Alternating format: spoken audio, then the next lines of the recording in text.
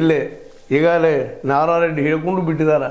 ನಾವು ಇದಕ್ಕೆ ಪ್ರತಿಫಲ ಅಥವಾ ಪ್ರತಿ ಒಂದು ಶಿಕ್ಷೆಯನ್ನು ಕೊಟ್ಟಿರ್ತೀವಿ, ಅಥವಾ ನಾವು ಇದಕ್ಕೆ ಪರಿಹಾರವನ್ನು ತೊಗೊಳ್ತೀವಿ. ನಾವು ಬಿಡೋದಿಲ್ಲ, ನಾವು ಬೆನ್ನು ಹತ್ತೋದು ಬಿಡೋದಿಲ್ಲ, ನಾವು ಜನ್ಮದಿಂದನೂ ನಾವು ಹುಟ್ಟಿನ ಶ್ರೀಮಂತರು ಆಗಿ ಏನೋ ಮಾತಾಡ್ತಾ ಇದ್ದಾರೆ ಬಾಯಿ ಬಂದಂಗೆ.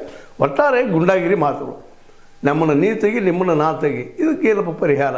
ಅದಕ್ಕೆ ಸರ್ಕಾರ ಸಿದ್ದರಾಮಯ್ಯ ಸರ್ಕಾರ ಈ ದಿಶೆಯಲ್ಲೇ ಒಂದು ಯೋಚನೆ ಮಾಡ್ಕೊಂಡಿದ್ದಾರೆ, ಕಂಟ್ರೋಲ್ ಮಾಡಬೇಕಾಗಿದ್ದ, ಅದು ಹಿಡಿಸಿಗೆ ತರಬೇಕಾಗಿದ್ದ ಸರ್ಕಾರದ ಕರ್ತವ್ಯನೂ ಹೌದು, ಜವಾಬ್ದಾರಿನೂ ಹೌದು. ಯಾಕೆಂದ್ರೆ ಯಾರ್ಯಾರ್ದೋ ದುಡ್ಡಿನ ಮದಕ್ಕೆ ಯಾರ್ಯಾರೋ ಪಾಪ ಬಡ ಮಕ್ಕಳು ಸತ್ತು ಹೋಗುವಂಥ ಇಂದಿನ ವಾತಾವರಣದಲ್ಲೇ ಇಂಥ ರಾಜಕೀಯವನ್ನು ತಡೆ ಮಾಡಬೇಕು ಅಂತ ನಾವು ಹೇಳ್ಕೊಳ್ತೀವಿ. ತಡೆ ಆಗೋದು ಯಾವಾಗ ಅಂತ.